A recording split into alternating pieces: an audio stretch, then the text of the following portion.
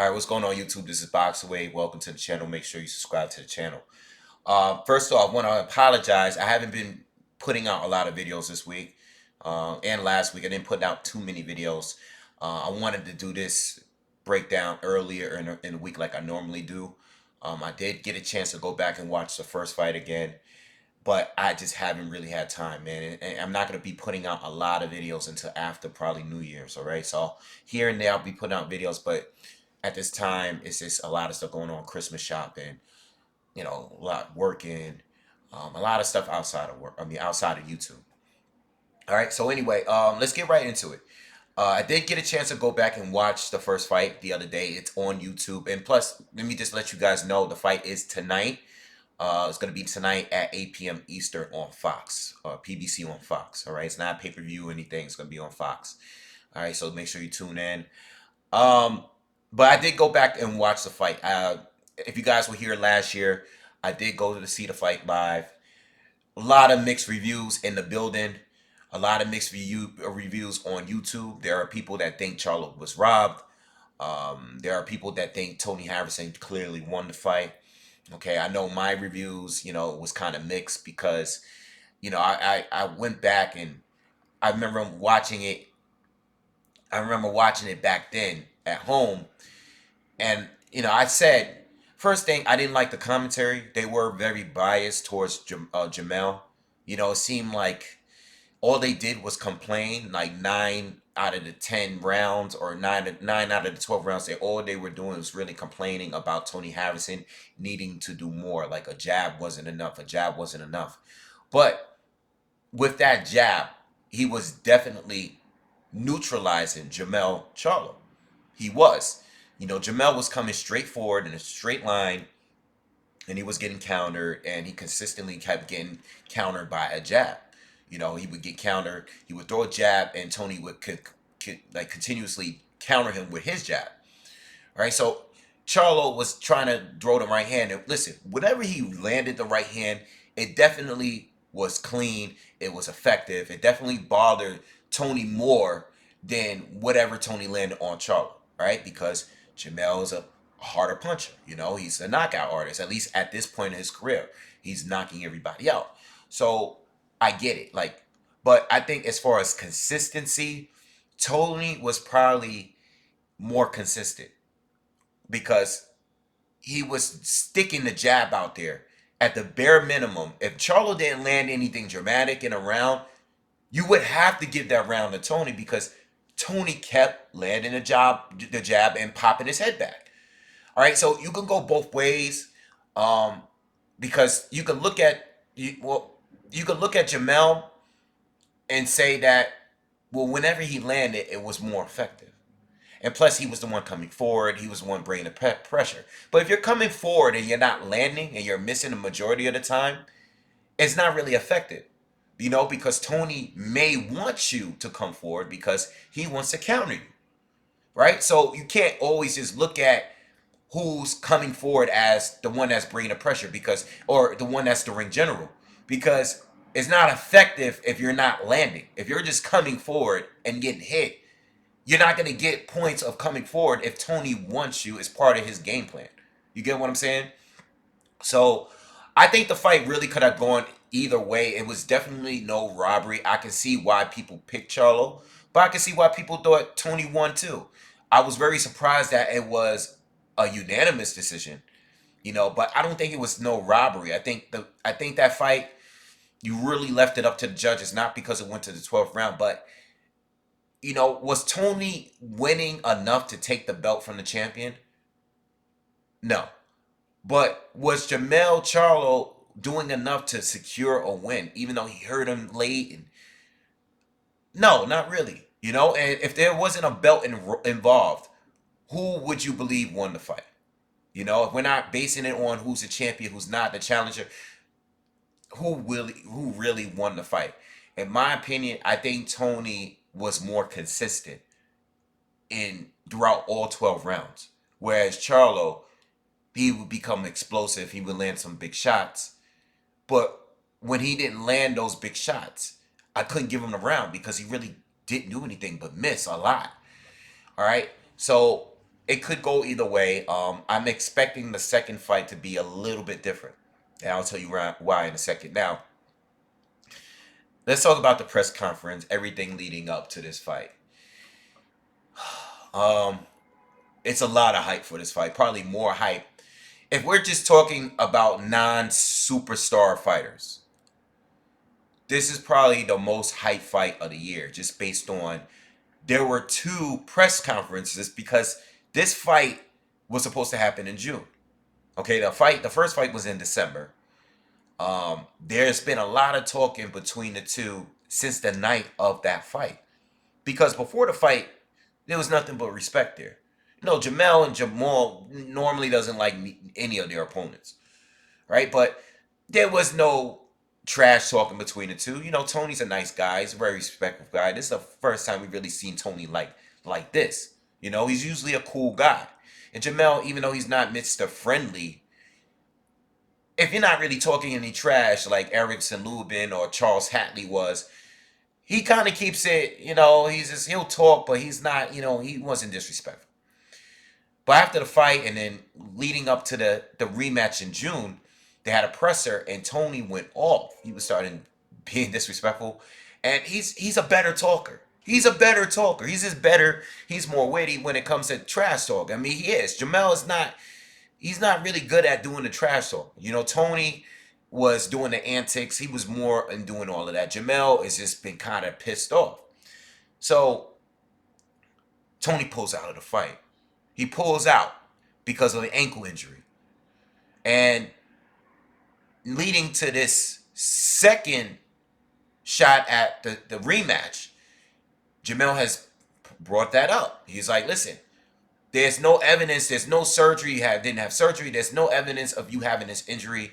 I've talked to this person, I talked to this person, you've been, you know, you got dropped in sparring, all this stuff. Jermell has been saying all of these things that he's heard.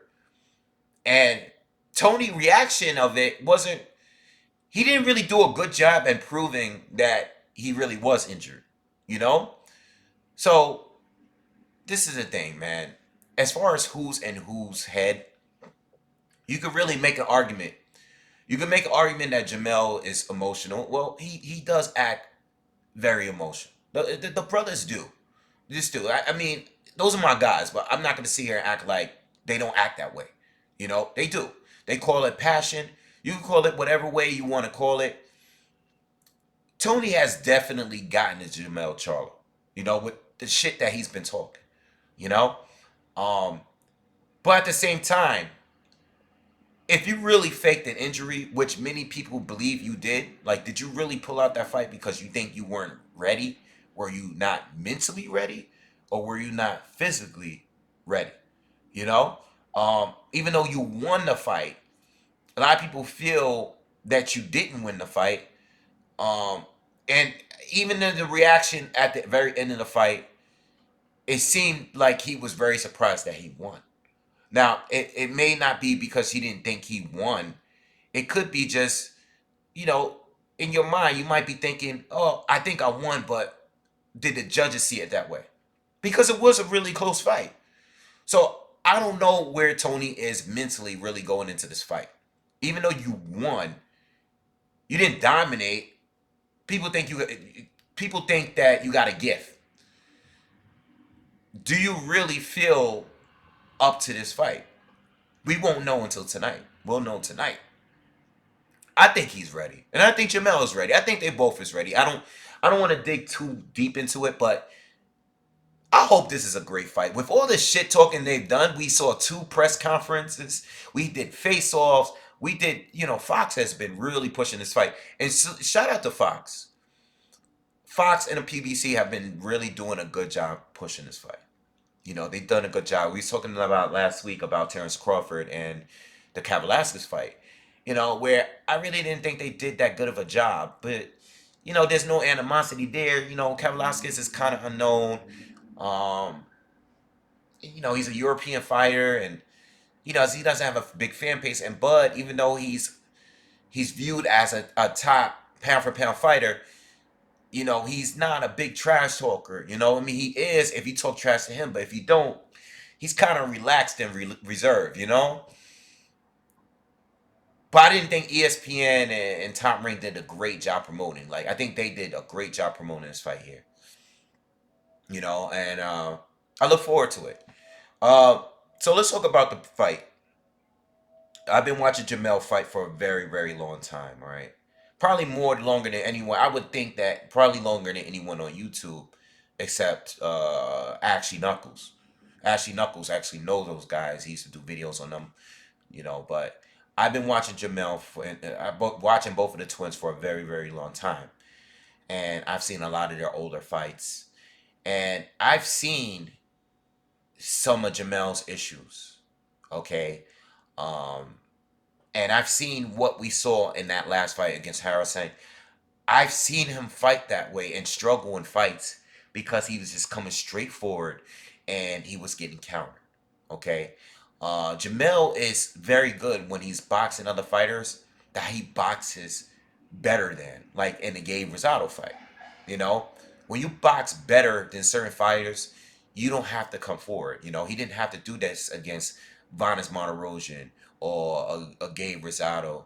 He didn't have to do that. But when he fought guys like Demetrius Hopkins back in the day, when he still had his dreads, when he fought against John Jackson, this fight here, the first Tony Harrison fight, reminds me of exactly the John Jackson fight. The only thing is, John Jackson let his hands go a little bit more than Tony Harrison did. Tony Harrison would counter with some right hands here and there, but for the most part, he was countering with a jab. He was jabbing 90% of the time, which is fine, but it was no power shots in there. He didn't take many risks. John Jackson took more risks. He threw more combinations. He stayed in the pocket a little bit more and mixed it up with Jermell. All right, so I think John was doing a lot better. Like, he was clearly winning the first 4, maybe 5 rounds or so, right? But then John got caught, and when he got caught, he got knocked out. Jermell stuck to the game plan, and he's done that ever since he's changed trainers. He's been coming forward, and he's been throwing nothing but power. He's been sitting down on the shots. He's been trying to land that big right hand that he has. All right. He's been leading with the left hook more. He's been just throwing nothing but power shots. But the problem is he's just coming straight forward in straight line, and he's been getting countered by guys that can move well and counter well. Guys with good defense like Tony Harrison, like John Jackson displayed in that fight. All right. So, what I think here is this is the problem with Jermell, and this was the biggest problem with Jermell in the first fight. It was the feints. Tony would throw his game off with the feints. Tony would feint, and Jermell kept flinching throughout the fight. He didn't know, it would throw his timing off. He didn't know when to step in because he didn't want to get hit with another jab. And Tony did a very, very good job. So it made Jermell throw less punches. Okay? He didn't set up the right hand correctly. He would land it here and there, but he wasn't throwing as much. Now, at the very end, the last couple rounds, he started to be more aggressive, but he should have been that way earlier in the fight. I mean, the kid, Jermell has great conditioning, so you got to throw punches. You have to throw more punches. All right? Another thing is, too, Jermell has to close a gap.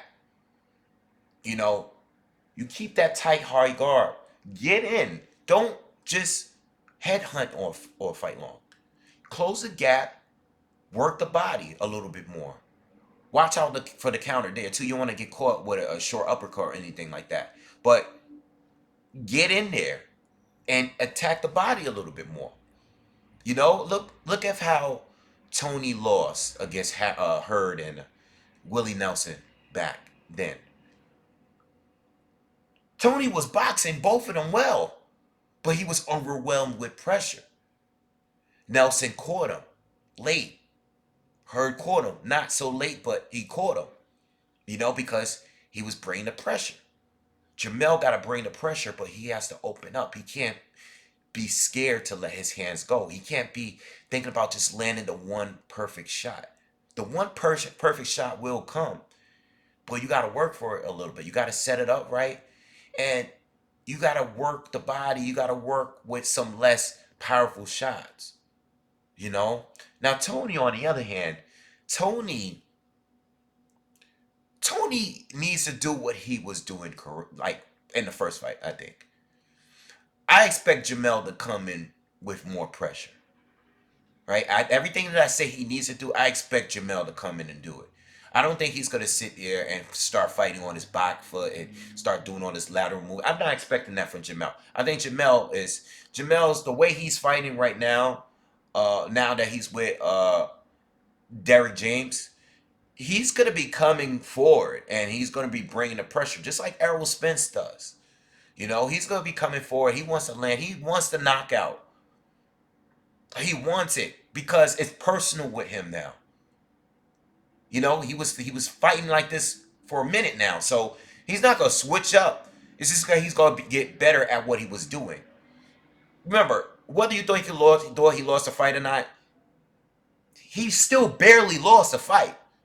So if you do what you're doing a little bit better, you might get that punch you're looking for, or you might just win on points if it goes to a decision. But what Tony needs to do, being that Jermell is going to come in and bring more pressure, now you're going to have to fight more and let your hands go more. You might have to throw more jabs. You might have to throw more right hands and set more traps because Jermell is going to be coming at you full force. There's points where Jermell wasn't really doing anything because you neutralized him. You kept him outside where you wanted him to be. Now, there was points of the fight where Jermell would come forward and come full force, but there was a lot of gaps in that fight. It wasn't an action-packed fight. It really wasn't. I think this fight is going to be a little bit better. A little bit better. I don't think it's going to be. I was listening to J-Rock, Julian Williams. Shout out to him.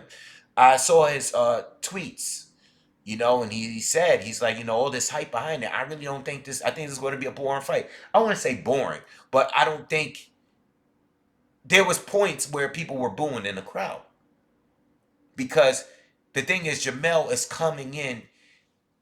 He's looking to land that one big shot, and if he doesn't get it, there's not a lot other things going on in the fight because he's just trying to land one punch, and until he lands that one punch, he's doing a lot of missing.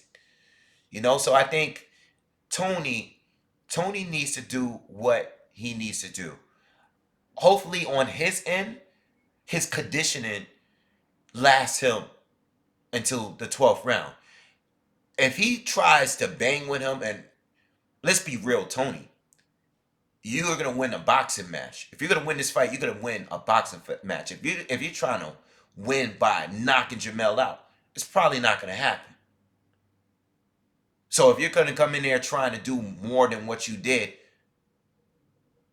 you're probably gonna leave yourself open to get knocked out. You're gonna catch a right hand counter over that jab because maybe you're doing a little too much. You don't want that to happen. You won the fight, the first place. You won it unanimously. Don't go in there trying to do something, trying to prove the crowd. No, no.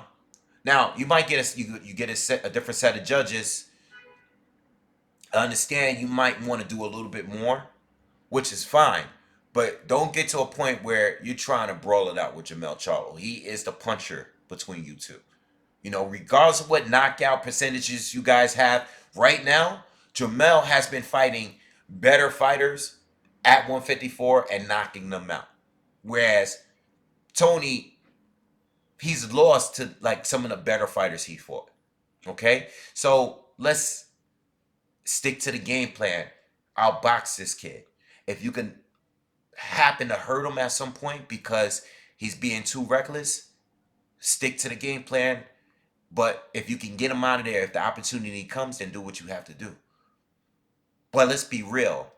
Jermell is the guy that's going to be the beast in this fight. You just got to tame him like you did in the first fight. As far as Jermell, do things a little bit, bring the pressure, but be smart.